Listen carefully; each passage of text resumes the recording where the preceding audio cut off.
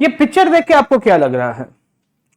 Lord Mountbatten, Clement एटली, भारत के एक राजा साहब की फोटोग्राफ। ये पिक्चर देख के आपको कुछ ना कुछ सवाल आएगा। जी हां, मैं बात कर रहा हूं 1947 की। एक ऐसा साल जिसने भारतीय इतिहास के पूरी की पूरी करवट बदल दी थी। ब्रिटिश करीबन 200 साल के राज के बाद भारत के ऊपर से विदाई लेने की तैयारी कर रहे थे और उसी दौरान 20 फरवरी 1947 के दिन ब्रिटेन के प्राइम मिनिस्टर क्लेमेंट एटली का एक स्टेटमेंट आया।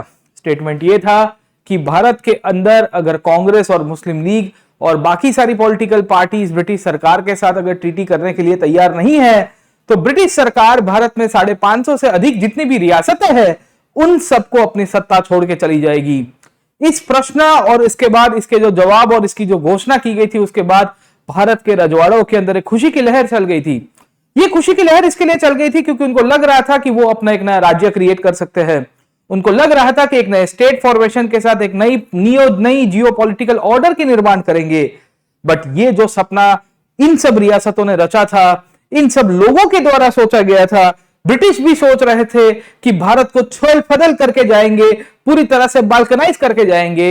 ये पूरे के पूरे प्लान जो ब्रिटिश ने बाल्कन प्लान के रूप में तैयार किया था, ये प्लान को किसी एक व्यक्ति ने रोका और वो रोकने वाला व्यक्ति कोई और नहीं, मैं आज बात करने आया हूं आप लोगों के साथ भारतीय इतिहास में एक ऐसी पर्सनालिटी की जिन्होंने भारतीय इतिहास, भारत की संस्कृति, भारत की पूरी जो मैं ये कह सकता हूं कि जो आज का जो स्टेट फॉर्मेशन है उसको एक नई शक्ल दी। मैं बात कर रहा हूं सरदार वल्लभ भाई पटेल की। जी हां दोस्तों, आज 31 अक्टूबर है और आज ही के दिन सरदार वल्लभ भाई पटेल की जयंती भी है। आज हम लोग बात करेंगे सरदार वल्लभ भाई पटेल के बारे में। आज हम लोग बात करेंगे कि सरदार पटेल का योगदान क्या था भारत की आजादी के आंदोलन में और आजादी के बाद। क्या सरदार वल्लभ भाई पटेल खाली और खाली भारत के अंदर एक प्रिंसली स्टेट्स के इंटीग्रेशन के लिए ही जाने जाते थे? क्या वल्लभ भाई पटेल साहब का एक बहुत बड़ा कंट्रीब्यूशन है भारत में इंस्टीट्यूशंस क्रिएट करवाने के पीछे? 3 साल की उनकी आजादी के बाद की जीवन के अंदर उन्होंने किस प्रकार का योगदान दिया, उसके ऊपर भी चर्चा करेंगे। आज जो सिविल सर्विसेज नाम की जो संस्था देख रहे हो, जिसे स्टील फ्रेम ऑफ इंडिया कहा जाता है, उसको एक नई दिशा देने वाले कोई और व्यक्ति नहीं थे, वो सरदार वल्लभ भाई पटेल थे। ब्रिटिश एडमिनिस्ट्रेशन के थ्रू बहुत ही मैं कहूंगा कि नेगेटिव थॉट जो क्रिएट हुआ था इंपीरियल पुलिस के रूप में, उसको एक नया आकार देने वाली कोई पर्सनालिटी थी, वो थी इंडियन पुलिस सर्विसेज की निर्माण करने वाली पर्सनालिटी, और वो थे सरदार वल्लभ भाई पटेल। भारत के अंदर एक सेल्फ सफिशिएंट मॉडल रहे फूड इंडस्ट्रीज का। भारत खेती के साथ साथ डेयरी इंडस्ट्रीज में आज की तारीख में नंबर 1 एक प्रोड्यूसर के रूप में उभर के आया है। खास करके मिल्क की क्रांति के रूप में हम लोग जिसे व्हाइट रिवॉल्यूशन देखते हैं, क्या आपको पता है कि उसकी नींव किसने रखी थी? उसकी शुरुआत भी कहीं ना कहीं अगर आप देखने की कोशिश करोगे तो एक महानकारी शख्सियत के रूप में आपको मिलेंगे, वो थे सरदार वल्लभ भाई पटेल। क्या आपको पता है कि भारत के विभाजन के समय पे जिस प्रकार की अराजकता फैली हुई थी और उसको इमीडिएटली अपने हाथ में लेके उसको एक सिस्टमैटिक वे के अंदर डील करने का जो किसी ने कार्य किया था, तो वो थे सरदार वल्लभ भाई पटेल। इस महान शख्सियत का आज हम लोग एक विस्तृत रूप से और मैं कहूंगा कि एक एग्जाम पॉइंट ऑफ व्यू से और साथों साथ थोड़ी बहुत और भी बातें करेंगे और वल्लभ भाई पटेल की जीवनी के बारे में समझेंगे। तो चलिए दोस्तों, शुरू करते हैं आज के सेशन को। आज बने रहिएगा हमारे साथ। हम लोग बात करने जा रहे हैं एक ऐसी महान काय पर्सनैलिटी के बारे में। अगर कोई गलती हो रही है तो जरूर से हमें माफ कर दीजिएगा, क्योंकि आज हम सेशन के अंदर यही देखेंगे कि वल्लभ भाई पटेल का रोल प्ले किस तरह से आजादी के पहले भारत के आजादी के आंदोलन में रहा है और आजादी के बाद भी उनका कैसे एक कंट्रीब्यूशन रहा है। क्या वल्लभ भाई पटेल नहीं होते तो भारत का किस तरह से इंटीग्रेशन हुआ होता? ये भी एक बहुत बड़ा एक सवाल आज की तारीख में चर्चा के अंदर है। वल्लभ भाई पटेल का कंट्रीब्यूशन आजादी के पहले किस तरह से एक लीडर के रूप में उभर के आया था, वो भी देखेंगे। वीजे पटेल की जर्नी सरदार पटेल के रूप में कैसे उभर के आई, उसके ऊपर भी चर्चा करेंगे। तो चलिए आज हम लोग शुरू करते हैं। शुरू करने से पहले अगर आप हमारे साथ जुड़ना चाहते हो on the Unacademy platform, I teach history art and culture on the Unacademy platform. India के टॉप मोस्ट एजुकेटर्स यहाँ पे आपको अनअकैडमी के ऊपर पढ़ाते हैं, आप हमारे साथ जुड़ सकते हो। बहुत ही कॉम्प्रिहेंसिव आपको कवरेज करवाया जाएगा इंडिया के टॉप मोस्ट एजुकेटर्स के द्वारा, and you can join this platform by using this code PN Life. In fact, if you want to take the subscription, आप यूज कर सकते हो PN live code and you will get extra discount as well sir. खैर है ना, तो मैं history GS के रूप में, हिस्ट्री आर्ट एंड कल्चर के रूप में पढ़ाता हूँ, हिस्ट्री ऑप्शनल के साथ भी मैं डील करता हूँ। इसमें भी वल्लभ भाई पटेल की यही कहानी को चर्चा करते हैं। खैर उसमें आंसर राइटिंग भी थोड़ा बहुत होता है। आज के सेशन के अंदर हम लोग खाली चर्चा करेंगे सर। खैर तो जरूर से जुड़िए हमारे साथ, हमारी नई नई बैचेस के अंदर आप हमारे साथ जुड़ सकते हो, CSET के क्लास के अंदर आप जुड़ सकते हो। इनफैक्ट आप अपने फेलो कॉम्पिटिटर्स के साथ compete कर सकते हो। आप और अपने दोस्त कुछ कुछ क्वेश्चंस का आंसर देके आपको यहाँ पे बहुत इंटरेस्टिंग प्राइजेस भी मिल सकती हैं। हमारी सिविल सर्विसेज की चैंपियनशिप की एग्जाम दीजिए और आपको स्कॉलरशिप मिल सकती है 40 करोड़ रुपीस तक की। नेक्स्ट एग्जाम 13 नवंबर को है, सुबह 11 बजे जरूर से अपीयर करिएगा। Other than this we have got some loan facility available to you guys as well. अगर आप जुड़ना चाहते हो तो 0% आपकी जो लोन इंटरेस्ट है उस बेसिस के रूप में भी आप हमारे साथ जुड़ सकते हो। हमारे इंटरव्यू प्रोग्राम, अगर आप में से और आपके कोई साथी लोग का इंटरव्यू का पॉसिबिलिटी आ रही है इस बार, तो इंटरव्यू प्रोग्राम के अंदर भी हमारे साथ आ सकते हैं। हम लोग डाउट सॉल्यूशंस लेके आए हैं वीडियो सॉल्यूशंस के रूप में, आप इसके अंदर भी हमारे साथ ज्वाइन कर सकते हो। बाकी हमारी क्वालिटी, हमारा जो कंटेंट है उससे इस बार करीबन 50+ क्वेश्चंस आए थे यूपीएससी की मेंस के पेपर के अंदर से। तो that shows the topic clarity and the topic coverage that we guys give in the exam point of view as well. खैर बात वापिस आ जाती है 1947 की, और 1947 के अंदर मैंने आपको बताया कि भारत की परिस्थिति बहुत ही खराब थी। परिस्थिति इतनी खराब थी क्योंकि काफी सारे लोग कह रहे थे कि भारत टूट जाएगा, इतना मल्टी डाइवर्स कंट्री है, इंडिया के अंदर डेमोक्रेसी कभी सर्वाइव नहीं हो सकती है। इंडिया में रिलीजियन, इंडिया में रेस, इंडिया में कास्ट, इंडिया में कम्युनिटीज, इंडिया में लैंग्वेज की प्रॉब्लम्स, कितनी सारी प्रॉब्लम्स हो रही थी। ऊपर से आप देखोगे अनएम्प्लॉयमेंट था, भारत का भी जब विभाजन हुआ था करोड़ों की संख्या के अंदर लोग माइग्रेट हुए थे, आप देखोगे लाखों की संख्या के अंदर लोगों की मृत्यु हुई थी। उन सब से भी इनफैक्ट है ना हम लोगों को बाहर निकलना था। लीडरशिप का एक बहुत बड़ा रोल था, वल्लभ भाई पटेल उन्हीं में से ही एक लीडर के रूप में आपको देखने को मिलेंगे। ये नक्शा था भारत का 1947 के अंदर, जहां अगर आप देख रहे हो कि ये जो येलो पार्ट वाला एरिया है, ये येलो पार्ट वाला एरिया ब्रिटिश इंडिया के रूप में पहचाना जाता था। ब्रिटिश इंडिया यानी कि वो इंडिया जहां पे सीधे सीधे तौर के ऊपर ब्रिटिश सरकार की हुकूमत चलती थी। पर बाकी ये जो पिंक पार्ट वाला जो एरिया देख रहे हो आप, ये पूरा का पूरा प्रिंसली स्टेट्स हुआ करते थे। जैसे यहाँ राजपूताना स्टेट्स हुआ करते थे, गुजरात में काठियावाड़ का पेनिनसुला आपको देखने को मिल जाएगा, जैसे हैदराबाद था, मैसूर था, ईस्ट के अंदर आपको दिख जाएंगे। इसी तौर के ऊपर आपको ऊपर नॉर्थ में पंजाब, पटियाला जैसे स्टेट्स आपको मिल जाएंगे। जम्मू कश्मीर आपको पता होगा used to be a princely state. इन सब स्टेट्स को कैसे डील करना, उनके साथ किस प्रकार की डिप्लोमेटिक अलायंसेस करना, कैसे बेसिस के रूप में इनफैक्ट है ना इनको सब जोड़ा गया, इन सब के मुद्दे के ऊपर वल्लभ भाई पटेल का कंट्रीब्यूशन बहुत बड़ी मात्रा में मिलता है सर, है ना। तो वल्लभ भाई पटेल को हम लोग 5-6 पॉइंट्स के ऊपर डिस्कस करने की कोशिश करेंगे। हम समझने की कोशिश करेंगे कि पटेल का क्या रोल प्ले रहा है with respect to the princely states of this country. In fact princely states के इंटीग्रेशन में अगर आपको पटेल को समझना है तो आपको उनके बैकग्राउंड के ऊपर जाना पड़ेगा। आपको देखना पड़ेगा कि पटेल का क्या कॉन्ट्रीब्यूशन रहा है in the overall history of the Indian national movement sir, है ना। भारत की आजादी के आंदोलन के अंदर अगर आपने पटेल साहब को नहीं समझा है तो आपको लगेगा कि भाई पटेल का कंट्रीब्यूशन बहुत लिमिटेड है सर, ठीक है। पर रियलिटी आपको ये नहीं मिलती है सर, ठीक है ना। पटेल का कंट्रीब्यूशन हमको at test time we will find कि बहुत बड़ी मात्रा के अंदर आपको यहां से मिल जाएगा। तो नेशनल मूवमेंट के समय पे इनका रोल, प्रिंसली स्टेट्स के इंटीग्रेशन में इनका रोल, कॉन्स्टिट्यूएंट असेंबली, भारत की संवैधानिक सभा में पटेल साहब का रोल क्या है, सिविल सर्विसेज के डेवलपमेंट में क्या रोल प्ले मिलता है, और एक प्राइम मिनिस्टर के रूप में उनका क्या कॉन्ट्रीब्यूशन हो सकता था। खैर आपको भी पता है कि एक कॉन्ट्रोवर्सी चलती रहती है कि पटेल साहब अगर भारत के पहले प्रधानमंत्री बनते तो भारत का इतिहास कैसा होता सर। खैर it's a never ending topic, it's a never ending question.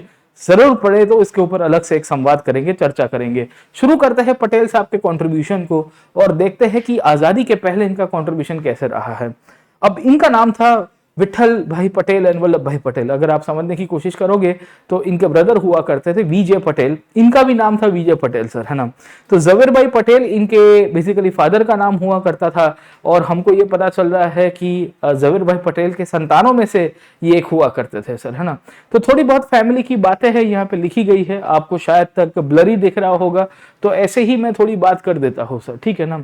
तो नडियाद आज के गुजरात में खेड़ा डिस्ट्रिक्ट है, मतलब पहले तो खेड़ा नडियाद सब एक ही था, उसके बाद ओवर अ पीरियड हम नया डिस्ट्रिक्ट के रूप में बना। वहां पे इनका जन्म होता है खेड़ा रीजन के अंदर से ही, एक किसान परिवार के अंदर इनका जन्म था। और होता यह है कि झवेर बाई करके इनके फादर हुआ करते थे। तो जे से इनका टाइटल शुरू होता था जवेर भाई, और बचपन इनका कोई ज्यादा रॉयल्टी के अंदर नहीं बीता है, क्योंकि किसान फैमिली भारत के आजादी के पहले या इवन आजादी के बाद भी आपको भी पता है कि किसानों की दशा उतनी नहीं सुधर पाई है। ठीक है, खैर बात जैसे जैसे आगे चली उनके फैमिली के अंदर उनके अच्छे भाइयों के साथ रिलेशन से बचपन में ही एजुकेशन के प्रति उनकी फैमिली की थोड़ी लालसा थी, इसके कारण वल्लभ भाई पटेल को एक बेसिक एजुकेशन ठीक ठाक मिल पाया। ये एजुकेशन मिलने के बाद वल्लभ भाई अपने जीवन को आगे चलाते हैं and over a period of time इनकी शादी भी हो जाती है सर, है ना। तो इनके दो संतान भी हुए, इनकी शादी भी हो गई थी। He had to basically children as well sir, है ना। तो मनी बैन करके इनकी एक डॉटर हुआ करती जो इनके साथ आपको देखेंगे, डाया भाई करके इनके एक सन हुआ करते थे। तो ऐसी कहानी है सर, ठीक है। जवेरबा इनकी वाइफ हुआ करती थी। खैर उनकी भी यंग एज के अंदर मृत्यु हो गई। वल्लभ भाई पटेल को जब बेसिक एजुकेशन मिला था तो उनको एक चीज समझ में आ रही थी कि मुझे हायर एजुकेशन के लिए कुछ करना पड़ेगा अगर अपने फैमिली को आगे लेके जाना है सर, ठीक है। तो वल्लभ भाई पटेल जब अपनी कॉलेज की तैयारी कर रहे थे तो उस पीरियड के समय पे उन्होंने ग्रेजुएशन जो लॉ है उसके अंदर करने की तैयारी दर्शाई सर, ठीक है। लॉ इसके लिए क्योंकि भारत के अंदर ब्रिटिश ने कोई वोकेशनल एजुकेशन ज्यादा दिया नहीं था। तो ब्रिटिश सरकार, ब्रिटिश हुकूमत की एक पूरी की पूरी चाल हुआ करती थी, और चाल ये थी कि भारत के लोगों को खास करके अगर आप समझने की कोशिश करोगे, मिनिमम एजुकेशन देना। मिनिमम एजुकेशन इसके लिए because they did not wanted us to give any kind of technical education sir, है ना। तो law was one such area जिसके लिए ओपन था, जहां भारतीय लोग बेसिकली एजुकेट हो पाते थे सर, है ना, समझे आप लोग। तो कहानी आपको ये मिलती है कि इन्होंने थोड़ी बहुत लॉ की डिग्री भारत में हासिल की, और गोधरा नाम की जगह है, वहां से उन्होंने अपनी जो प्रैक्टिस है वो शुरू की है सर, ठीक है। तो he started his practice as Godhra, और इनको ऐसा मन में आया कि no I should study abroad, मैं बाहर जाके थोड़ी और डिग्री लेके आऊंगा तो मुझे और थोड़ी वैल्यू भी मिलेगी सर, ठीक है। तो स्टोरी ये है कि इन्होंने जो लॉ की आगे की तैयारी थी और आगे की जो उनकी अंडरस्टैंडिंग उनको जो चाहिए थी, सब्जेक्ट में स्पेशलिटी चाहिए थी, उसको लेके वो फिर इंग्लैंड के लिए तैयारी करते हैं। अब उन्होंने जो यूनिवर्सिटी में अप्लाई किया था वहां उनको वीजे पटेल के नाम से उन्होंने एप्लीकेशन की थी। अब मजे की बात है कि वल्लभ भाई पटेल का नाम भी वीजे पटेल से शुरू होता था। उनके ब्रदर हुआ करते थे विठल भाई सर, है ना। तो एक्चुअली यहाँ पे अगर आप समझने की कोशिश करोगे, उनकी फैमिली में 4 भाई थे और 1 बहन थे। उसमें सोम भाई, नरसिंह भाई, विठल भाई, वल्लभ भाई और ढाई बहन थे सर, ठीक है। तो विठल भाई एंड वल्लभ भाई दोनों का नाम का इनिशियल वीजे पटेल था, जे इनके फादर के नाम से था सर, ठीक है। और इंटरेस्टिंगली वल्लभ भाई पटेल ने जब वीजे पटेल के नाम से अर्जी भेजी, अर्जी भेजने के बाद वल्लभ भाई पटेल को जब लेटर ऑफ ज्वाइनिंग बोला गया कि आपकी यूनिवर्सिटी में दाखिला हो गया है, आप लंदन आ सकते हो, तो उनके बड़े ब्रदर, क्योंकि उन्होंने भी लॉ की डिग्री ली थी, उनके बड़े ब्रदर ने भी लीगल स्टडीज की एजुकेशन की थी, तो उनके बड़े ब्रदर ने कहा कि मैं जाऊंगा, I will go there to study sir, है ना, मैं वहां पे पढ़ाई करने चला जाऊंगा, आप बाद में चले जाना। वल्लभ भाई पटेल की आप देखिए कितनी दरियादिली थी, उन्होंने अपने बड़े भाई को कहा कि भैया आप पढ़ के आओ, कोई बात नहीं, मैं बाद में मौका मिले तो चलूंगा। तो कुछ समय तक ऐसा होता है, 1905-7 के आसपास की बात है, उन्होंने अपने भाई को लंदन में भेज दिया पढ़ाई करने के लिए, and he personally stayed back in India sir, है ना, वो भारत के अंदर ही रुके।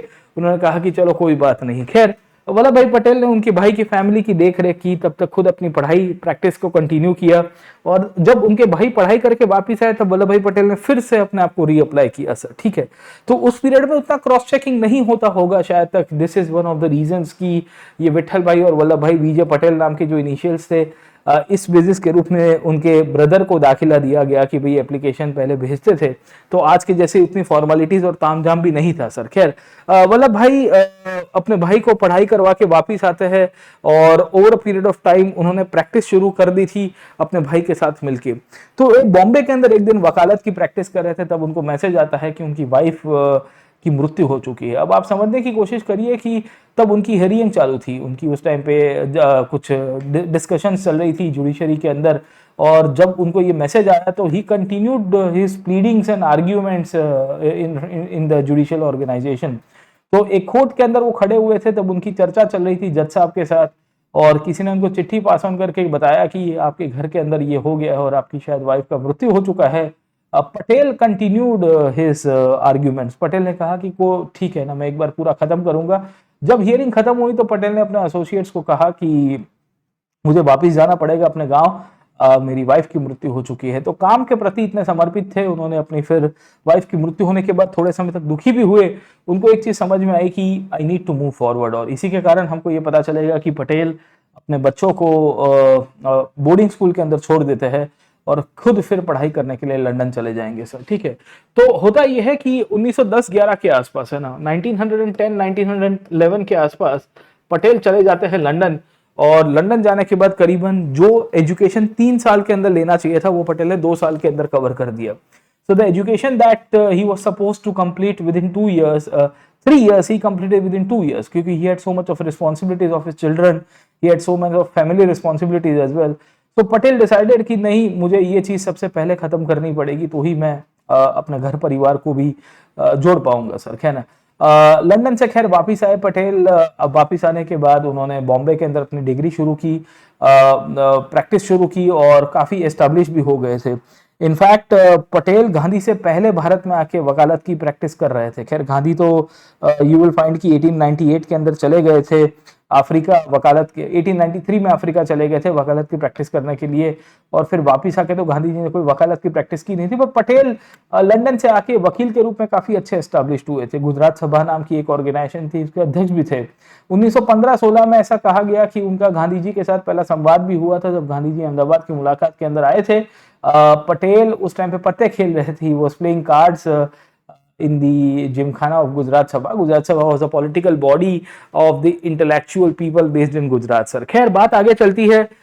पटेल 1917 के आसपास अहमदाबाद की रीजनल पॉलिटिक्स में आए, खास करके लोकल बॉडीज के अंदर पटेल का आपको कंट्रीब्यूशन देखने को मिलेगा, जहां हमको ये पता चल रहा है कि सरदार वल्लभ भाई पटेल कॉर्पोरेटर बन के आए सर, है ना। कॉर्पोरेटर की बहुत ही एक इंपॉर्टेंस थी भारत में, लोकल बॉडीज को लेके काफी बड़ा उत्साह भी हुआ करता था कॉमन मैन का। तो इस बेसिस के रूप में पटेल कॉर्पोरेटर के रूप में उभर के आए। 1918 में उन्होंने पहली बार खेड़ा सत्याग्रह में पार्टिसिपेट किया। तो ये जो गुजरात सभा नाम की जो बॉडी है, उसी के थ्रू खेड़ा सत्याग्रह में वो जुड़े भी थे, और उसके बाद वो धीरे धीरे गांधीवादी बन गए। तो अभी तक पटेल आप देखोगे तो वेस्टर्न कपड़े पहना करते थे सर, है ना, मतलब सूट बूट और ऐसी एक जीवनी थी जो भारत के एक सामान्य आम जनमानस के रूप में एक इम्पैक्ट होती है। वेस्टर्न एजुकेटेड भी थे। तो होता यह है कि पटेल का जीवन भी थोड़ा बहुत ऐसा था, पर जैसे जैसे गांधी जी के साथ वो परिचय में आए वैसे वैसे उनके जीवन के अंदर काफी सारे बदलाव आने शुरू हुए। और यही बदलाव था जहां हमको ये पता चल रहा है कि इन्होंने रॉलेट एक्ट के समय पे जब भारत में सत्याग्रह हो रहे थे और आंदोलन हो रहे थे, तो सत्याग्रह नाम के बुलेटिन की भी शुरुआत की। इनफैक्ट 1920 में जब खिलाफत और नॉन कॉपरेशन मूवमेंट चला, तभी भी पटेल का योगदान आपको बड़ी मात्रा के अंदर मिलेगा। खिलाफत मूवमेंट के समय के दौरान इनफैक्ट तिलक साहब की मृत्यु हो जाती है, बाल गंगाधर तिलक की, और during this period only Patel took up the cause of funding the whole movement, क्योंकि गांधी जी कह रहे थे कि हमको पब्लिक से फंडिंग लेके भारत की आजादी का आंदोलन चलाना है। और इसी के कारण सरदार वल्लभ भाई पटेल ही थे जिन्होंने इस पीरियड के कार्यकाल के दौरान में ये जो पूरा का पूरा जो खिलाफत मूवमेंट था उसमें फंडिंग उठाई, और 50 लाख से ज्यादा उन्होंने पब्लिक चैरिटी के थ्रू इनफैक्ट तिलक स्वराज फंड की रचना करवाई थी। इनफैक्ट इसी पीरियड के समय पे उन्होंने वेस्टर्न क्लॉथिंग भी छोड़ दिया और गुजरात विद्यापीठ जैसे संस्थाओं के साथ भी जुड़ गए। गुजरात विद्यापीठ एक्चुअली गांधी जी के द्वारा बनाई गई संस्था थी, क्योंकि गांधी चाहते थे कि नेशनलिस्ट एजुकेशन मिलना चाहिए लोगों को, क्योंकि ये जो अंग्रेज ये जो एजुकेशन दे रहे हैं, ये एजुकेशन के अंदर तो एक प्रकार की हम लोग कह सकते हैं कि एक ऐसी सिस्टम है जिसके अंदर वी विल फाइंड कि लोगों का शोषण बहुत हो रहा है और उसके अंदर एनलाइटनमेंट नहीं है, उसमें क्वालिटी एजुकेशन नहीं है, और खाली गुलाम बनाने की प्रक्रिया आपको मिलती है। 1920-21 में वो गुजरात प्रदेश कांग्रेस अध्यक्ष के रूप में भी उनकी विराजमान किए गए। 1920 में ही गांधी जी ने नॉन कॉपरेशन के समय पे भारत के अंदर प्रोविंशियल कांग्रेस यूनिट्स की स्थापना की थी। कांग्रेस की विभागीय एकमों की रचना की गई थी, भाषा आधारित विभागों की रचना की गई थी, और यही वो पीरियड था जहां पटेल इनफैक्ट गुजरात प्रदेश कांग्रेस कमेटी के अध्यक्ष के रूप में भी उभर के आएंगे सर। ठीक है, 1922 के दौरान जब गांधी जी चौरी चौरा के जब घटना हुई, आपको भी पता होगा कि चौरी चौरा की घटना के बाद गांधी जी ने नॉन कॉपरेशन मूवमेंट को स्टॉप कर दिया था, तो उससे काफी नाराज भी थे सरदार वल्लभ भाई पटेल। और इससे हमको समझ में आ रहा है कि पटेल के थोड़े बहुत गांधी जी के साथ विरोधाभास भी रहे हैं सर, ऐसा नहीं है कि नहीं रहे हैं। इनफैक्ट चौरी चौरा के बाद अगर आपको पता होगा तो एक पार्टी बन के आई थी जिसका नाम था स्वराज पार्टी, और ये स्वराज पार्टी के अगेंस्ट में सरदार वल्लभ भाई पटेल खड़े थे। ये स्वराज पार्टी में CR दास जैसे आपको लीडर्स देखने को मिलेंगे या मोतीलाल नेहरू जैसे लीडर्स आपको देखने को मिल जाएंगे। इन सब का मानना था कि हमको काउंसिल एंट्री प्रोग्राम के जरिए भारत की आजादी का आंदोलन आगे बढ़ाना चाहिए। वेरस पटेल का मानना था कि एक बार सत्ता आपने ले ली और आपने पॉलिटिकल पावर गेन कर लिया तो आप आगे नहीं जा पाएंगे सर। खैर बात आगे चलती है। 1922 में वो नो चेंजर्स के रूप में जाने गए। नो चेंजर्स का मतलब ही ये था कि पटेल जो राजकीय आंदोलन है सर, ठीक है, उसमें बाहर से आंदोलन करने में मानते थे, ना कि संसद में बैठ के सत्ता के भागीदार बनते हुए कोई आंदोलन करना चाहिए सर। खैर पटेल साहब का जीवन 1922 के बाद काफी बदल जाता है, क्योंकि ये वो पीरियड था जब पटेल साहब भारत के अंदर 2-3 बड़े बड़े सत्याग्रह करेंगे। खास करके 1922 के ऑनवर्ड से 1925 से 1927 तक आते आते पटेल ने 3 बड़े बड़े सत्याग्रह किए जिसके लिए वो जाने गए। एक सत्याग्रह था गुजरात के अंदर जिसका नाम था बोरसद सत्याग्रह। ये बोरसद सत्याग्रह उस पीरियड के अंदर किया गया था जब भारत में एक बहुत बड़ा पॉलिटिकल वैक्यूम था। ये वही वैक्यूम था जिसको वल्लभ भाई पटेल के द्वारा मैं कह सकता हूं कि एक नई दिशा देने की कोशिश की गई है। क्योंकि भारत के अंदर जब भारत के लोगों की एनर्जी डाउन थी तब वल्लभ भाई पटेल ने गुजरात में बोरसद नाम के जो शहर था वहां पे एक बहुत बड़ा आंदोलन किया था, पोल टैक्स को लेकर था। कभी इसके ऊपर विस्तृतपण से चर्चा करेंगे। एक और सत्याग्रह पटेल के द्वारा इसी दौर के दौरान किया गया जिसका नाम था नागपुर सत्याग्रह। नागपुर सत्याग्रह एक ऐसा सत्याग्रह है जिसे हम लोग फ्लैग के लिए भी जाने जाते हैं सर, है ना, क्योंकि ये फ्लैग होस्टिंग को लेकर एक सत्याग्रह था। जब ब्रिटिश हुकूमत भारत में शासन कर रही थी 1920 के दौर में, तो ब्रिटिश हुकूमत के ज्यादातर अफसरान ने आदेश दिए हुए थे कि भारत के लोग अपना खुद का तिरंगा या अपना खुद का झंडा उस टाइम पे होस्ट नहीं कर सकते, उसका नहीं फहरा सकते। तो पटेल साहब ने कहा कि ये तो बिल्कुल नहीं चलेगा। Who are you to stop us, है ना, आप कौन होते हो हमें रोकने वाले कि हम हमारे झंडे का उपयोग ना कर पाए सर, ठीक है। तो इस बेसिस के रूप में आपको नागपुर का फ्लैग सत्याग्रह मिलेगा। इसी तौर के ऊपर पटेल साहब का तीसरा सबसे बड़ा सत्याग्रह है बारडोली सत्याग्रह। 1928 के अंदर किया गया यह सत्याग्रह था जो वल्लभ भाई पटेल को खाली और खाली वल्लभ भाई के रूप में अब नहीं जानते थे। अब ये सत्याग्रह के बाद उनको सरदार का टाइटल दिया गया। भाई साहब, ये सत्याग्रह ही था जिसने वल्लभ भाई पटेल को सरदार का टाइटल दिया। तो कहानी है the journey from VJ Patel to Sardar Vallabh Bhai Patel sir, है ना, कि एक टाइम के ऊपर खाली और खाली सामान्य जनमानस के अंदर VJ पटेल के नाम के टाइटल के थ्रू जाने वाले महाशय को हम सरदार के रूप में पहचानते लगे। वो था साल 1928 सर, है ना। तो एक लेटर जो उनको VJ पटेल के नाम से मिला था, एक कहानी जो आपको यहाँ पे बारडोली के अंदर मिली जहां पे हमको ये पता चलता है कि इनको सरदार का टाइटल दिया गया। सरदार का टाइटल इसके लिए मिलता है क्योंकि उन्होंने बारडोली के अंदर जो होने वाला सत्याग्रह था वहां पे बहुत बड़ी एक लीडरशिप की एबिलिटी दिखाई थी। नो टैक्स मूवमेंट के रूप में था। ये किसानों का एक आंदोलन हो रहा था जहां किसानों की रेवेन्यू बढ़ाई गई थी स्टेट के द्वारा। इनफैक्ट उसको बहुत ही हाईली अप्रिशिएट करवा दिया गया था स्टेट के द्वारा, ब्रिटिश सरकार के द्वारा, अफसरान के द्वारा, कलेक्टर्स के द्वारा। तो पटेल ने डिसाइड किया कि ये हम कदापि नहीं चलाएंगे। गांधी जी वो उनको खुद कहते हैं कि पटेल आप जाइए और उसको जाके लीड करिए। तो इस तरह से वी विल फाइंड कि वल्लभ भाई पटेल की कंट्रीब्यूशन एक सरदार के रूप में उभर के आई सर, है ना। तो 1927-1928 के दौरान पटेल ने काफी सारे सवाल उठाए थे। उन्होंने वहां तक ये बताया था कि भाई यहाँ पे इनफैक्ट, है ना, प्रिंसली स्टेट्स के अंदर प्रॉब्लम्स हो रही है तो रजवाड़ों को भारतीय लोगों के साथ रहना चाहिए सर, ठीक है। 1928 के बारडोली के बाद उनको सरदार का टाइटल दिया गया। 1930 के दशक तक आते आते वल्लभ भाई पटेल ने सिविल डिसोबीडियंस मूवमेंट के दौरान भी काफी बड़ा योगदान दिया। इनफैक्ट उस पीरियड में भी उन्होंने रजवाड़ों को बहुत ही क्लियर कट बताया था कि the princely state can not separate the India sir, है ना। ये भारतीय लोगों को कभी भी एक अलग अलग नहीं कर सकते हैं सर, ठीक है। ब्रिटिश राज और प्रिंसली स्टेट्स अल्टीमेटली एक ही है। 550 से ज्यादा रियासतें जो भी है वो सब एक के रूप में ही है, उसको अलग अलग बेसिस के रूप में नहीं पहचान सकते हम। 1931 में कांग्रेस के अध्यक्ष के रूप में उन्होंने कराची में एक बहुत बड़ा लैंडमार्क उन्होंने कंट्रीब्यूशन दिया, जहां कराची कांग्रेस के द्वारा कांग्रेस को एक नई ऊर्जा दिखाने की कोशिश की गई पटेल के द्वारा। ये कांग्रेस के प्रेसिडेंट के रूप में भी इस पीरियड के समय पे उभर के आया सर, है ना। खैर इसके पहले भी कांग्रेस प्रेसिडेंट के रूप में पटेल का नाम दिया गया था, बट कुछ पॉलिटिकल या कुछ मैं कहूंगा टेक्निकल चीजों के कारण पटेल ने 1929 में लाहौर में अपनी कांग्रेस की पद की अध्यक्षता से उन्होंने मना कर दिया कि मुझे नहीं रहना है सर। खैर बातें आगे चलती रही। 1935 के अंदर गवर्नमेंट ऑफ इंडिया एक्ट आया। इस पीरियड के समय पे भी पटेल ने बहुत क्लियर कट कह दिया था कि प्रिंसली स्टेट्स यानी कि रजवाड़े हैं, उनको भारत से मैं कभी भी अलग नहीं देखता हूं। तो ये विजन पटेल का पहले से रहा था कि भाई भारत में जो भी प्रिंसली स्टेट्स है, ये प्रिंसली स्टेट्स को बेसिकली रिप्रेजेंटेटिव्स अगर भेजने भी है तो एक रिस्पॉन्सिबल गवर्नमेंट के रूप में आपको ये करना पड़ेगा सर। खैर, पटेल ने 1937 के अंदर कांग्रेस की जो मिनिस्ट्रीज बनी थी भारत के अंदर, 7 राज्यों के अंदर कांग्रेस की सरकारें बनी है 1937 के इलेक्शन में, उसमें भी बहुत बड़ा इफेक्टिव कंट्रीब्यूशन दिया है। 1939 में गुजरात के काठियावाड़ सौराष्ट्र के अंदर ही सर, ठीक है, वहां पे एक सत्याग्रह हुआ था, राजकोट सत्याग्रह। इसके दौरान भी वी विल फाइंड कि उन्होंने पार्टिसिपेट किया था। 1942 के अंदर क्विट इंडिया मूवमेंट हुआ, ये क्विट इंडिया मूवमेंट में भी उन्होंने पार्टिसिपेट किया। इनफैक्ट उस टाइम पे भी उन्होंने रजवाड़ों को कोसा और कहा कि देखो, रजवाड़ों के जितने भी शासक है वो कभी भी अपनी प्रजा को भारत से अलग नहीं कर सकते, भारत और रजवाड़े सबके सब एक है सर, ठीक है। 1945 1946 तक आते आते अलग अलग ब्रिटिश सरकार के प्रपोजल्स आए थे। ये प्रपोजल्स के अंदर वेवल प्लान था, कैबिनेट मिशन था। इसके पहले आप देखोगे देसाई लियाकत पैक्ट होती है, या इसके भी पहले आप देखोगे तो क्रिप्स का मिशन आया हुआ था। सबके द्वारा पटेल ने बहुत ही क्लियर कट अपना ओपिनियन दिया था। उनका बहुत ही क्लियर कट मानना था कि ये जितने भी प्रजा मंडल है, ये जितनी भी प्रजा परिषद है, ये जितनी भी प्रिंसली स्टेट्स के अंदर बॉडीज है, उन सबको भारत के साथ इंटीग्रेट करना पड़ेगा।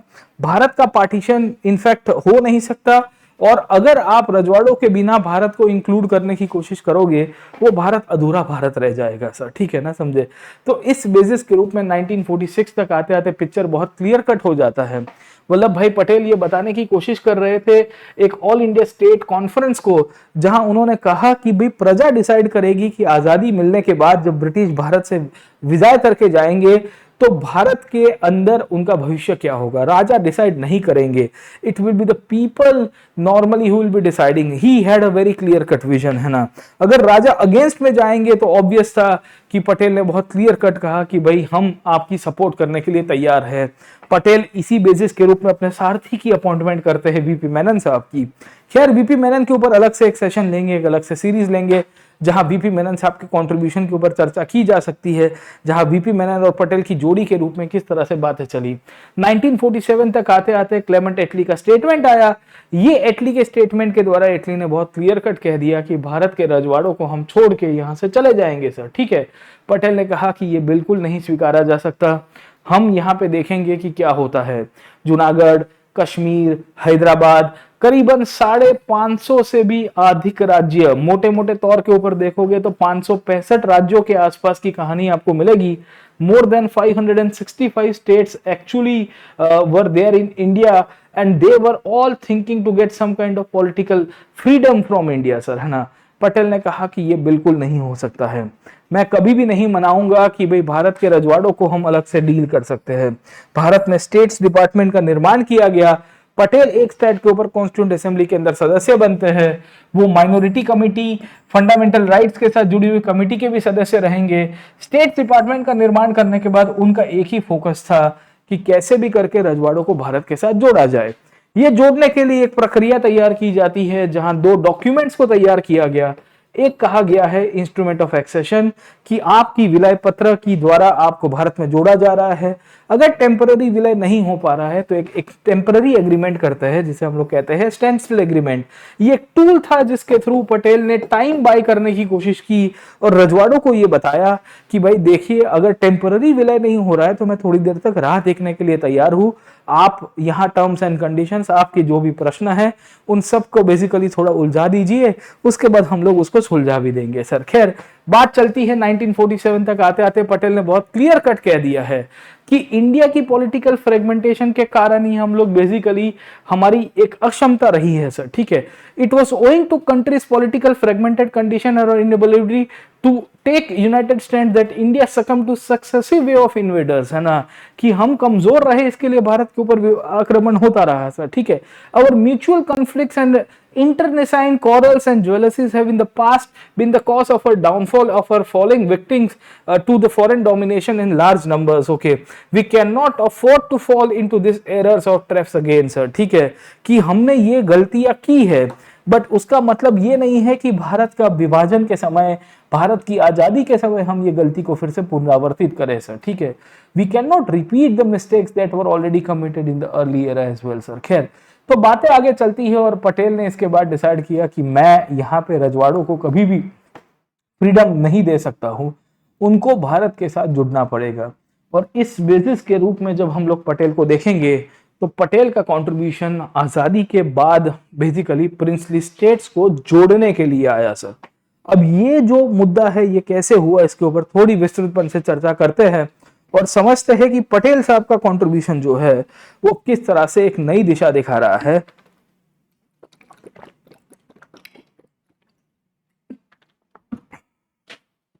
पटेल साहब का जो कंट्रीब्यूशन है वो किस तरह से एक नई दिशा दिखा रहा है और कौन से अलग अलग टूल्स का उपयोग किया गया है पटेल साहब के द्वारा सर, ठीक है।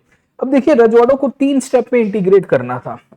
ये 3 स्टेप्स क्या हुआ करते थे? पहला था एक्सेशन करना। एक्सेशन करने का मतलब ये था कि रजवाड़ों को भारत के साथ जोड़ देना पूरी तरह से सर, ठीक है, गेटिंग पॉइंट। तो उनकी राज्य की बाउंड्रीज पूरी तरह से इनफैक्ट है ना भारतीय सीमा के तहत मर्ज कर देना, उसको मूलतः से विलय पत्र के रूप में जोड़ा गया है सर, ठीक है। एक बार एक्सेशन हो जाए तो उसको इंडिया का पार्ट बना के इंडिया के करंट स्टेटस के अंदर बेसिकली उसको इंटीग्रेट करवाना, उनको कौन सी स्टेट के अंदर मर्ज करवाना है, कैसे मर्ज करवाना है, किस प्रकार का पॉलिटिकल स्टेटस देना है, किस प्रकार का पॉलिटिकल स्टेटस नहीं देना है, everything will be part of the integration style, है ना। तो इंटीग्रेशन इसका पार्ट था। तीसरा अगर आप समझने की कोशिश करोगे तो जो स्टेप हुआ करता था इसे हम लोग कहते हैं डेमोक्रेटाइजेशन। डेमोक्रेटाइजेशन का मतलब है कि यहाँ पे डेमोक्रेसी लाना, जो रजवाड़ों के अंदर डेमोक्रेसी नहीं थी इतने सदियों से, बेसिकली ये रजवाड़ों के अंदर एक प्रकार का एब्सोल्यूट शासन चल रहा था, वहां से लोगों को डेमोक्रेटाइज करते हुए अल्टीमेटली भारत का हिस्सा के रूप में उनको कंसीडर करना और वहां पे रेगुलर इलेक्शंस करवाना, वहां पे बेसिकली चुनाव की घोषणा करवाना, वहां के लोगों को वोटिंग राइट्स देते हुए अल्टीमेटली इंडियन यूनियन का पार्ट बनवाना सर, ठीक है। तो मोटे मोटे तौर के ऊपर अगर आप समझने की कोशिश करेंगे तो पटेल साहब का कंट्रीब्यूशन में ये 3 स्टेप का सबसे बड़ा पॉलिसी विजन था। अब सवाल ये था कि 550 से अधिक राज्य थे, अगर आप देख पा रहे होंगे यहाँ पे सर, ठीक है ना। तो if you can see the map, more than 565 precisely states were there. कितने थे? 550 से अधिक राज्यों थे। अब इतने सारे राज्यों का विभाजन एक साथ करना तो मुश्किल था। पटेल को पता था कि इसमें मुझे अलग अलग प्रकार की मैं कहूंगा कि टूल्स का उपयोग करना था सर, ठीक है ना। Patel knew that he won't be able to integrate the states directly. Patel knew there were certain limitations to this whole integration process as well sir, ठीक है।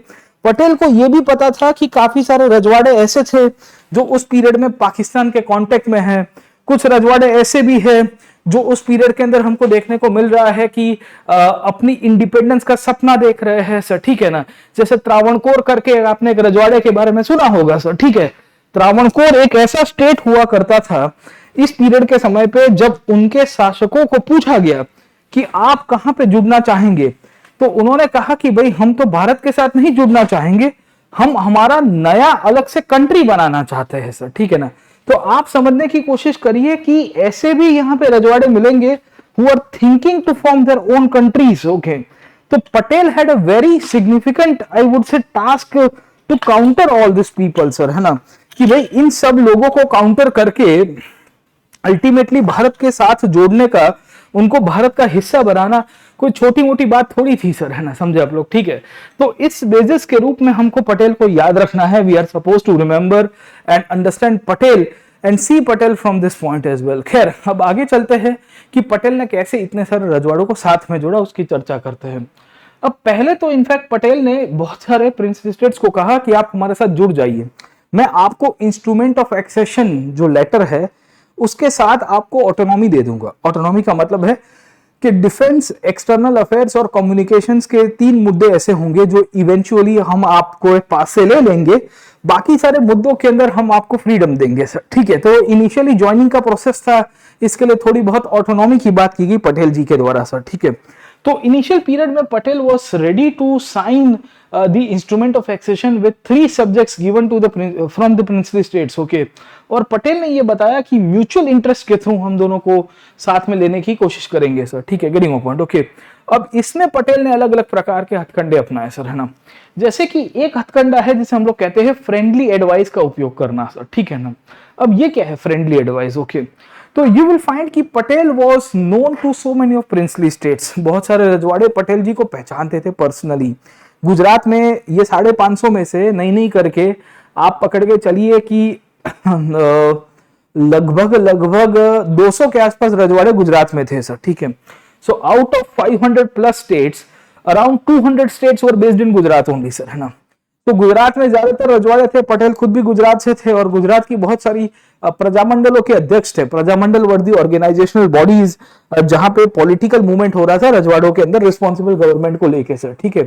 तो प्रजामंडल के थ्रू और बाकी सारी जो भी ऑर्गेनाइजेशंस के थ्रू पटेल ने बहुत सारे राजाओं के साथ संवाद ऑलरेडी साध के रखा था।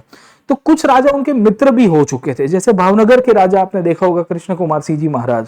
कृष्ण कुमार सिंह जी महाराज के लिए जाना गया है कि भाई भावनगर स्टेट सबसे पहला रजवाड़ा बना जिसने इंडियन यूनियन में अपना जो ज्वाइनिंग है वो हामी भर दी कि yes we are ready to join India, we don't have much of the problems with that sir, ठीक है। तो पटेल ने बेसिकली सबसे पहला जो कार्य किया है वो है कहते हैं फ्रेंडली एडवाइस देना सर, ठीक है। फ्रेंडली एडवाइस का मतलब ये था कि वो रजवाड़ों को समझा रहे थे कि भाई देखिए आप भारत के साथ जुड़ जाइए, आपका भविष्य भारत के अंदर ही है, आपको दोस्त के नाते आपको समझा रहा हो सर, ठीक है। अब एथिक्स के अंदर एक मुद्दा आता है जिसे हम लोग कहते हैं एटीट्यूड चेंज करना सर, है ना। अब एटीट्यूड कैसे चेंज करते हो, तो परस्यूएड करते हो सर, है ना। तो you might have seen the GS paper 4 और you might have studied something in GS paper 4 in ethics, जहां persuasion became a very important part of any of the changes that are taking place in an individual. कोई भी व्यक्ति के अंदर जो भी बदलाव होते हैं उसमें परस्यूएशन का बहुत बड़ा योगदान है सर, है ना। Patel was one of the personalities जिन्होंने परस्यूएशन का यूज किया है। इन्होंने फ्रेंडली एडवाइस दी थी, इन दोनों का मिक्सचर था। राजाओं को लंच के अंदर बुलाते थे, लंच पार्टीज में बुलाया करते थे पटेल साहब, है ना।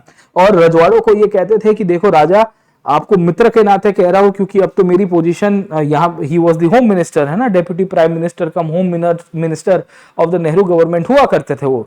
और मेरी आपसे यही सलाह है कि आप भारत के साथ जुड़ जाइए तो ही आपका भविष्य है।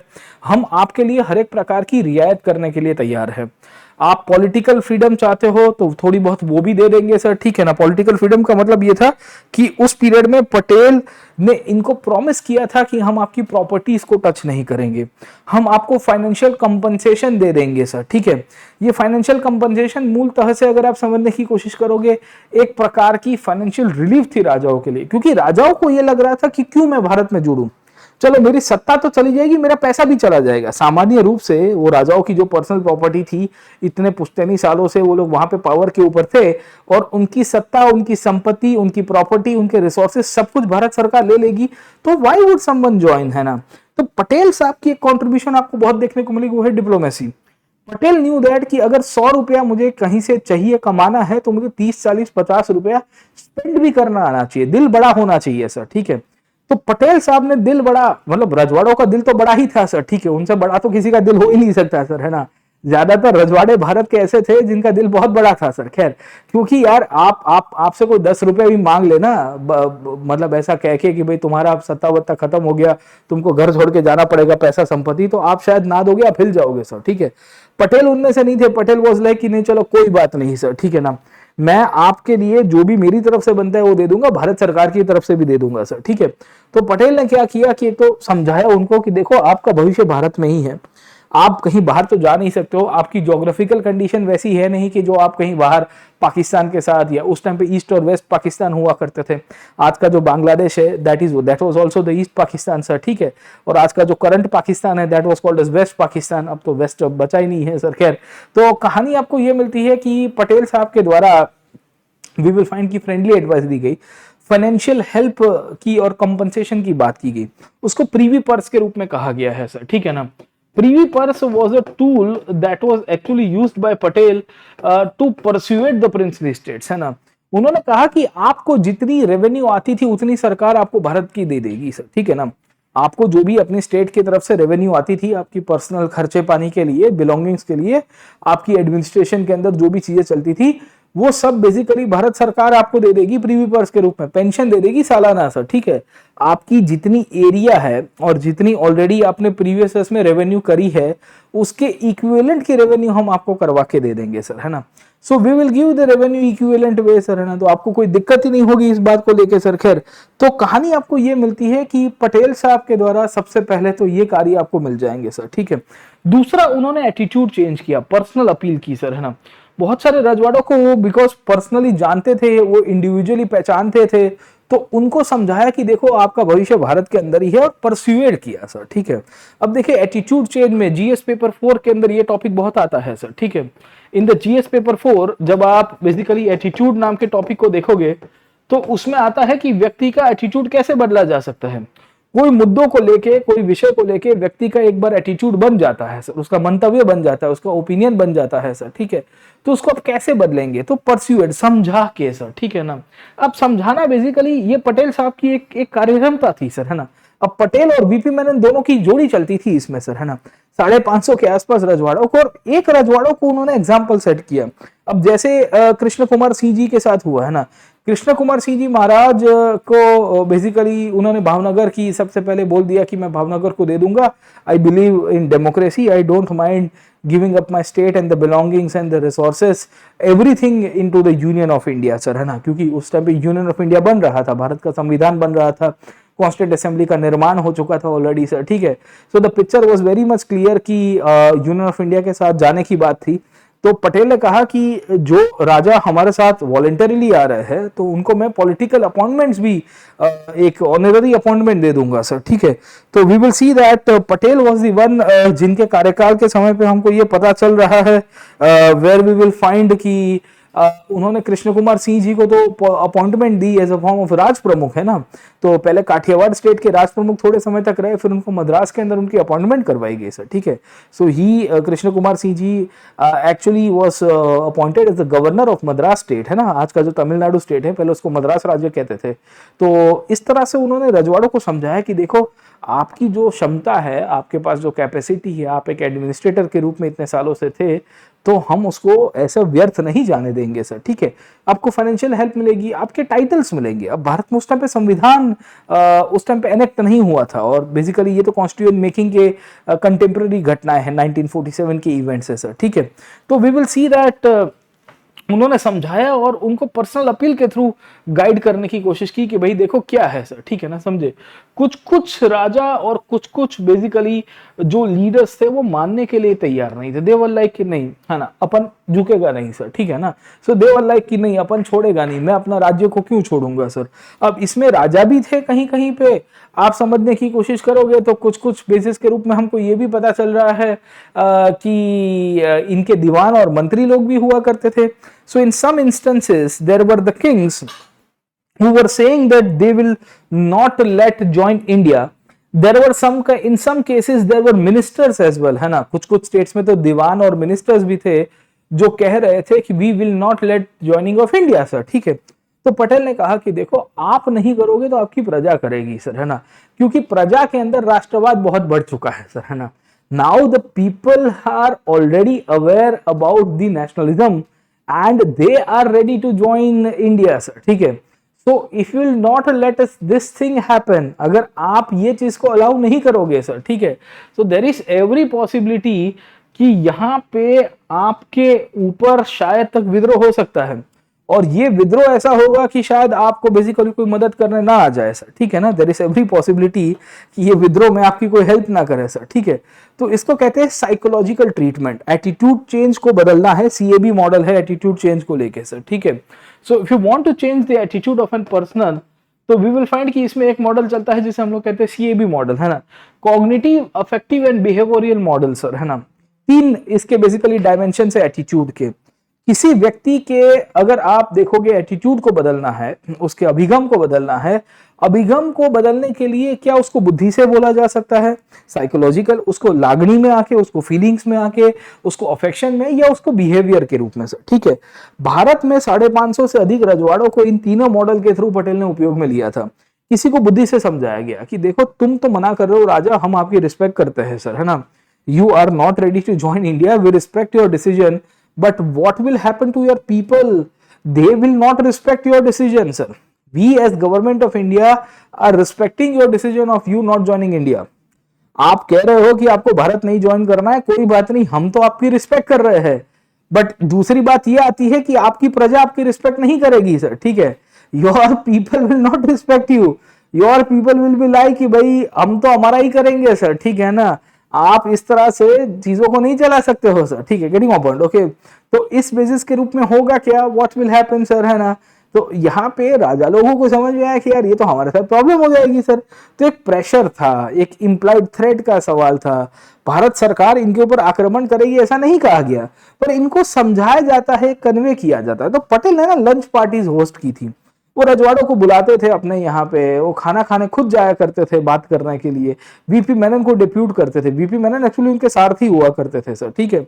तो anything that was supposed to be done in in state, तो उसमें वीपी मेनन सबसे पहले जाते थे। हैदराबाद के लिए भी आप देखोगे तो वीपी मेनन और पटेल ने बेसिकली फिर कासिम रिजवी और उन सब बाकी लोगों को समझाया कि देखिए ये तुम ठीक नहीं कर रहे हो, निजाम साहब को बोल दीजिएगा, वो ठीक रहेगा। Then Hyderabad became part of India sir, ठीक है, गेटिंग पॉइंट, ओके। तो ये बहुत सारे केसेस मिलेंगे। ये केसेस में आपको, मेरे को त्रावणकोर नाम का स्टेट याद आता है। अब त्रावणकोर में ऐसा हुआ कि उनके दीवान हुआ करते थे, वी विल फाइंड कि जो रजवाड़े थे, उनके प्राइम मिनिस्टर ने डिसाइड किया कि भाई हम भारत के साथ नहीं जुड़ेंगे सर, ठीक है ना। तो वी विल फाइंड कि इस बेसिस के रूप में तो काफी सारा हंगामा हो गया कि भाई त्रावणकोर तो प्रिंसली स्टेट है, वो भारत में जुड़ने के लिए तैयार नहीं है। उसने कहा कि हम तो हमारे अलग से पॉलिटिकल फॉर्मेशन बनाएंगे, शायद तक नया कंट्री भी बना सकते हैं सर, ठीक है ना, एक स्टेट के रूप में। तो ये तो और प्रॉब्लम हो जाएगा सर, ठीक है, गेटिंग माय पॉइंट, ओके। तो पटेल उनके जो दीवान थे उनको कहते हैं कि ठीक है आप तो जाइए वापस त्रावणकोर, आपको हमारे साथ नहीं जुड़ना है तो हमें कोई प्रॉब्लम नहीं है, बट फिर आप रास्ते में घर पे जा पाओगे कि नहीं जा पाओगे उसकी गारंटी हम नहीं देंगे सर, है ना। और हुआ भी यही सर, ठीक है ना। तो ऐसा कहते हैं कि त्रावणकोर के दीवान के ऊपर अटैक करवा दिया गया। अब किसने किया, पब्लिक ने किया था, क्योंकि पब्लिक के अंदर डेमोक्रेसी थी, पब्लिक के अंदर एक विचारधारा आ गई थी कि हमको भारत में जुड़ना है सर, ठीक है। तो एक इम्प्लाइड थ्रेट आपको मिलती है, और पटेल ने सब जगह कंसेशंस दिए सर, ठीक है ना, समझे। इनफैक्ट पटेल वहां तक कॉन्स्टिट्यूशनल प्रोविजंस के थ्रू चलते हैं। मैंने अभी आपको प्रीवी पर्सेस के बारे में बताया, प्राइवी पर्स, ओके। ये प्राइवी पर्स मूलतः से एक फाइनेंशियल कंपनसेशन था in the form of pensions that was supposed to be given by the government of India to the princely states, and that was written in the constitution of this country. आपने भारत के या दुनिया के कौन से संविधान में यह पढ़ा हुआ है या देखा हुआ है कि एक रजवाड़ा एक स्टेट के अंदर मर्ज हो रहा है और उसको संवैधानिक रूप में स्टेटस दिया गया सर, ठीक है, उसको कॉन्स्टिट्यूशनल स्टेटस के रूप में कंसीडर किया गया और कहा गया कि भाई देखो तुमको कॉन्स्टिट्यूशनल स्टेटस देते हैं, तुम्हारी कोई ये जो पेंशन है हम नहीं भी रहेंगे तो छीन नहीं सकता। खैर इंदिरा गांधी ने बंद कर दी थी 1971 के बाद, वो बात अलग है, पर तो भी 25 साल के बाद बंद की गई है। 25 years it took to the final cancellation of we can say the privy purse, ठीक है।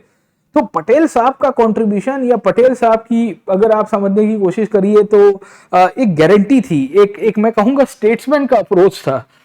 स्टेट्समैन इसके लिए क्योंकि हम लोग को ये मिलेगा कि उनके द्वारा इनफैक्ट जो चीजें गारंटी के रूप में देना कि भाई मैं ना रहूं पर संविधान में लिखा के जा रहा हूं कि आपको ये प्राइवेट पर्स मिलता रहेगा, आपको कुछ कुछ प्रकार की जो कॉन्स्टिट्यूशनल प्रोटेक्शन है आपकी प्रॉपर्टी राइट्स को लेके है वो भी मिलती रहेगी सर, ठीक है। प्रॉपर्टीज नहीं एक्वायर की, आज की तारीख में भी देखोगे बहुत सारे रजवाड़ों की प्रॉपर्टीज उनके हाथ में ही है, उनके पास में ही है।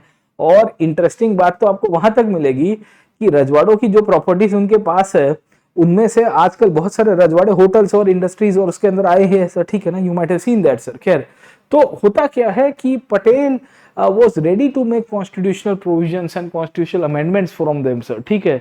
तो ये मैं कहूंगा कि एक स्टेट्समैन के रूप में पटेल को प्रूव करता है कि भाई मेरे शब्दों के साथ मैं कभी भी गोल गोल बातें नहीं करूंगा सर, ठीक है।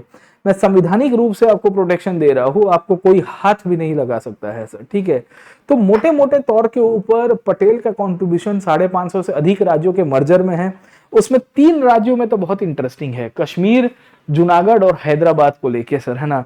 हैदराबाद में ऑपरेशन पोलो का बेसिकली उपयोग करना, या जूनागढ़ के अंदर आरजी हुकूमत का निर्माण करना, या कश्मीर के अंदर जवाहरलाल नेहरू को दो टुक रूप से कह देना कि Nehru ji do you want Kashmir और नॉट सर, है ना। यस, मैं बात कर रहा हूं एक मीटिंग की, जिस मीटिंग में शाम मानेकशॉ, जिस मीटिंग के अंदर कश्मीर के प्राइम मिनिस्टर महाजन साहब, वहां पे वीपी मेनन, इंडियन आर्मी के चीफ, और मानेकशॉ साहब उस टाइम पे नॉर्दर्न बेसिकली यूनिट के अंदर, इंडियन आर्मी के अंदर ही हुआ करते थे, ब्रिगेड के अंदर, और वो भी हाजिर से। और जब उस पीरियड के समय पे कश्मीर में हंगामा बहुत हो गया, तो आखिर के अंदर हमको ये पता चलता है कि एक मीटिंग हुई थी कैबिनेट कमेटी जो सिक्योरिटी को लेके थी, डिफेंस को लेके थी, और तब पटेल जी ने नेहरू को कहा था कि no ifs and buts, we are sending army to Kashmir sir. ठीक है, तो आप समझ सकते हो कि क्या कहानी रही होगी, कितनी कठिन परिस्थिति में निर्णय लिए गए होंगे सर। ठीक है, जूनागढ़ में 1948 तक उन्होंने राह देखी। सितंबर 1948, भारत आजाद हो गया था अगस्त 1947 में।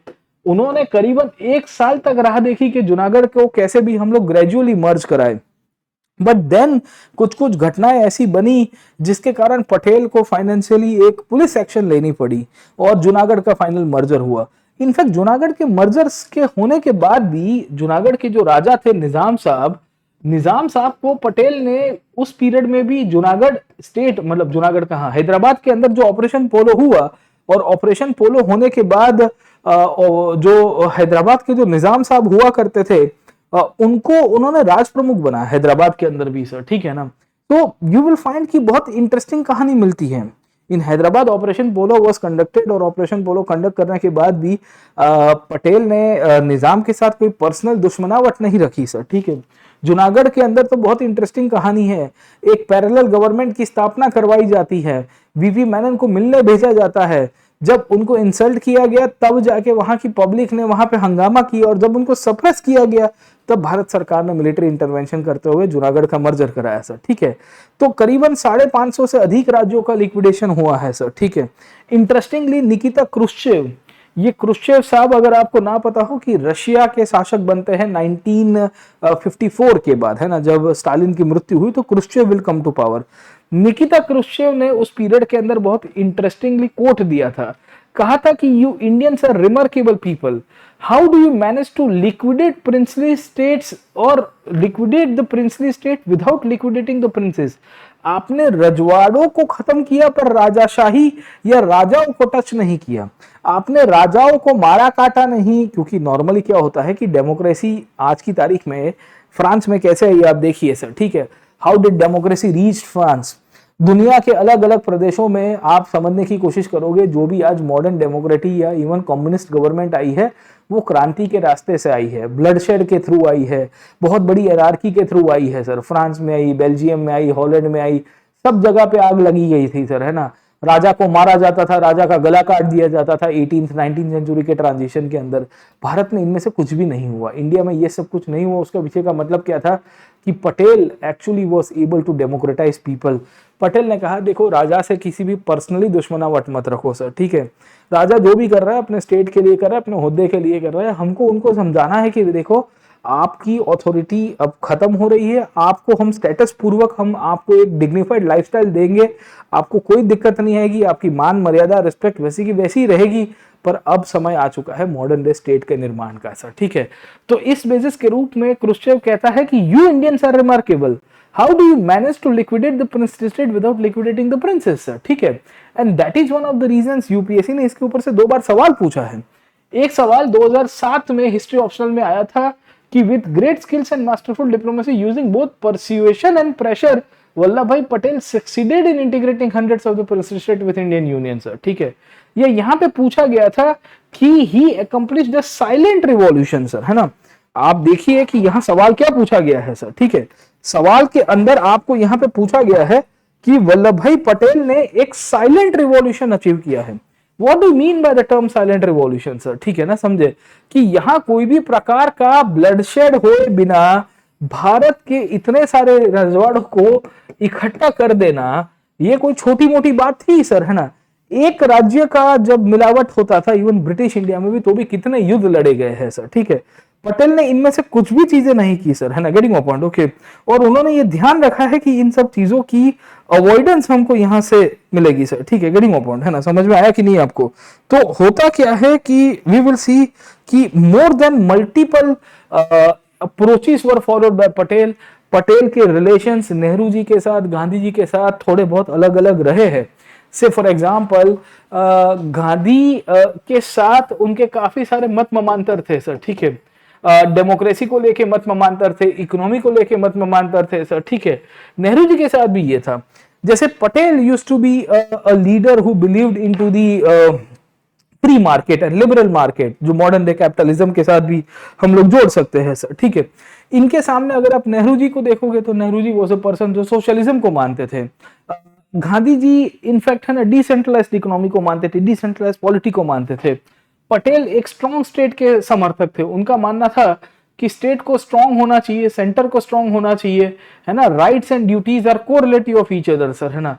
आप बेसिकली राइट्स दे रहे हो और ड्यूटीज नहीं दे रहे हो तो उसका मतलब क्या है सर, ठीक है। व्यक्ति को अपने अधिकार चाहिए पर अपनी फर्ज हासिल नहीं करनी, अचीव नहीं करनी है, then what is the point for that sir, ठीक है। तो बहुत सारे मुद्दों को लेके हमको ये पता चल रहा है कि पटेल के अलग अलग ओपिनियंस और थॉट्स चलते हैं। इनफैक्ट पटेल को हम लोग बहुत इंटरेस्टिंगली याद रखते हैं नेहरू के पर्सपेक्टिव से सर, है ना। इनकी फॉरेन पॉलिसी की फार साइटेडनेस देखिए सर, है ना। 1950 में, मतलब उनके मृत्यु के पहले, पटेल का मृत्यु हुआ 15 दिसंबर 1950 सर, है ना। 15 दिसंबर 1950, मतलब एग्जैक्ट एक महीने पहले, नवंबर के अंदर उन्होंने नेहरू जी को 2 लेटर लिखे थे सर, ठीक है। और उन्होंने वो लेटर के अंदर लिखा था कि मुझे नहीं लग रहा है कि चाइना हमारा दोस्त है सर, है ना। समझ में आया कि नहीं आपको सर, ठीक है, getting my point, okay. So ये कहते हैं कि even though we regard the ourselves as a friends of China, the Chinese do not regard us as their friends, है ना। आप देखिए कि पटेल कितने विजनरी थे। 1950 में तिब्बत का मुद्दा निकल के आया था, तो पटेल के जवाहरलाल के प्रति जो भी बेसिकली अपने ओपिनियन थे उसमें आपको ये क्लियर कट दिख रहा है कि ever since my return from Ahmedabad and after the cabinet meeting same day, which I had to attend practically 15 minutes prior to that, for which I regret not able to read all the papers, I have been anxious over the thinking of the problem of Tibet, and I thought I should share what is passing through my mind, sir. I have carefully gone through the correspondence between the External Affairs Ministry and our ambassador in Peking. Peking का मतलब Beijing था, Beijing का पुराना नाम packing हुआ करता था sir, ठीक है ना। And favorably our ambassador and the Chinese government as possible, but I regret to say that neither of them comes out as well a result of this study. The Chinese government has tried to delude us by the professions of peaceful intention. My own feeling is that a crucial period they are managed to instill our ambassador a false sense of confidence in their so-called desire to settle the Tibetan problems by peaceful means. Patel ये कह रहे हैं कि भाई देख लीजिएगा बहुत problem है सर, ठीक है, गेटिंग माय पॉइंट, ओके। वो बताने की कोशिश कर रहे हैं कि भाई हम लोगों को भमराया जा रहा है, उल्टी दिशा में दिखाने की कोशिश की जा रही है, और यही रियलिटी है। आपको आज की तारीख में इंडो चाइना रिलेशंस को लेकर चीजें समझ में आएगी कि चाइना के लिए रियलिज्म बहुत जरूरी है सर, है ना।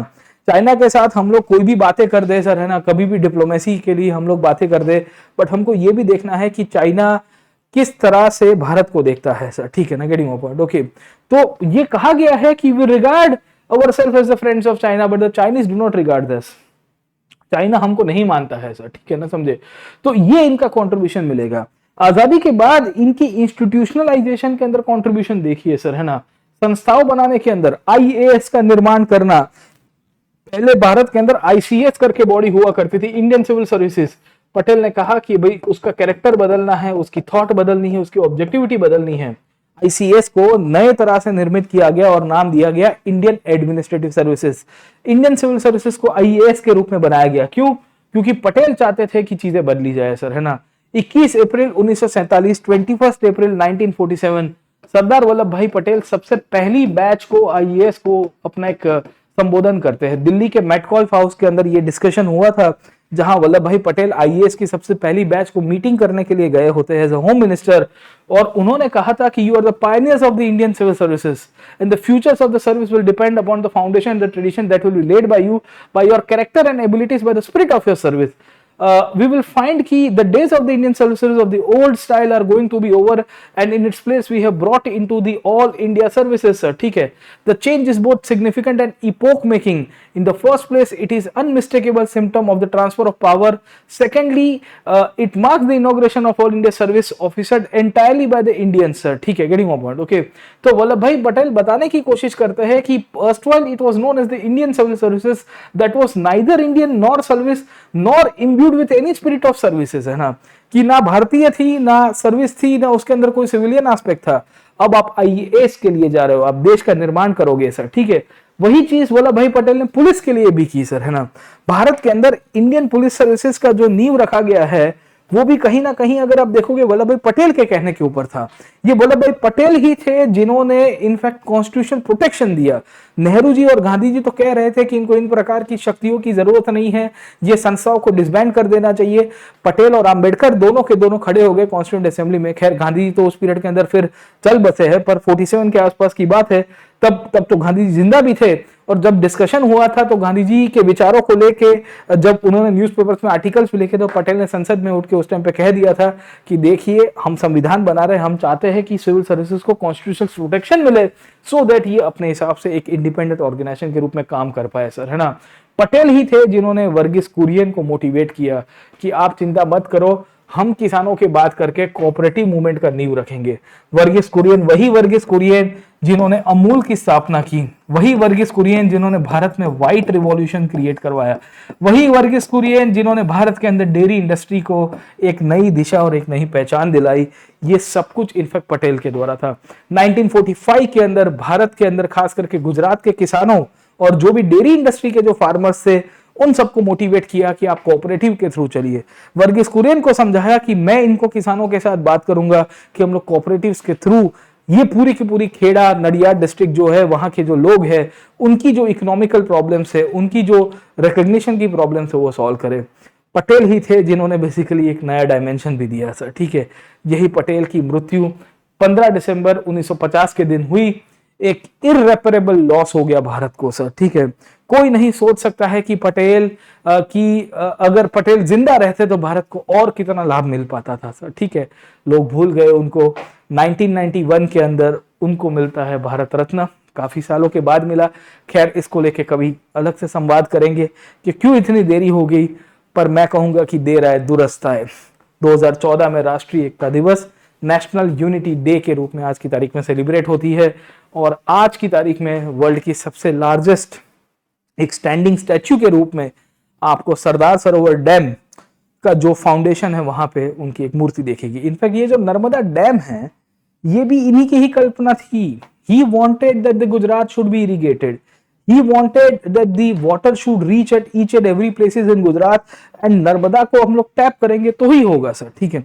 And that is the reason we will find कि जब नेहरू जी ने नर्मदा के ऊपर डैम का जब फाउंडेशन रखा तो उसका नाम भी we will see over a period of time दिया गया सरदार सरोवर प्रोजेक्ट, है ना। तो आप देखने की कोशिश करिए कि इनका कॉन्ट्रीब्यूशन कहाँ नहीं है। डेमोक्रेसी के अंदर है यस, कॉन्स्टिट्यूशन मेकिंग के अंदर है यस, रजवाड़ों के इंटीग्रेशन के अंदर है यस, प्रिंसली स्टेट्स के साथ मिल जाता है एब्सोल्युटली। मैंने आपको बताने की कोशिश की कि पटेल किस तरह से भारत में इंस्टीट्यूशंस क्रिएट करवा के गए। आईएएस जिसकी आप तैयारी कर रहे हो, आईपीएस जिसकी आप शायद पोस्टिंग भी होंगे, आपकी जो इंस्टीट्यूशन है जहां पे पुलिस ऑफिशियल्स की ट्रेनिंग होती है उसका नाम भी है सरदार Vallabh Bhai Patel national police academy. ये क्यों है, इसके पीछे का कारण है मेरे सामने रखे ये लौह पुरुष के पूरी जो मूर्ति है उनके पीछे। ये मूर्ति नहीं है, ये एक जिंदा दिल पर्सनालिटी है। खैर इनकी मृत्यु हो गई 1950 में, पर आज का भारत ऐसा ना होता अगर ये ना होते सर, ठीक है। तो इस महान पर्सनालिटी को सच सच नमन मेरी तरफ से, अनअकैडमी की तरफ से आप सबको सरदार जयंती की बहुत सारी शुभकामनाएं। और भारत के आज के जो विचार है उसमें सरदार वल्लभ भाई पटेल का कंट्रीब्यूशन मैं कहूंगा कि इन्फिनिट है सर, है ना। आप कभी उनको गेज नहीं कर सकते हो। They were very visionary leaders who wanted to see India in a very unified and a strong framework as well sir, ठीक है। तो आज सेशन को खत्म करते हैं। आप में से जो भी कैंडिडेट्स यूपीएससी सिविल सर्विसेज की मेंस दिए हुए हैं और जिनको यूपीएससी के इंटरव्यू अभी शुरू होंगे, अगर ज्वाइन करना है तो they can join us on the Unacademy. मेरे कोर्सेज को ज्वाइन करना है तो आप हमारे साथ ज्वाइन करिए। You can take this subscription using this code called as PN Live and you can also get some kind of like discounts and also you will be able to connect to me as well sir, है ना। तो आज session था वल्लभ भाई पटेल के ऊपर, the founders of modern India की series का एक सबसे पहला मैं कहूँगा कि एक जो फाउंडेशन था वो इनसे ही शुरू हुआ।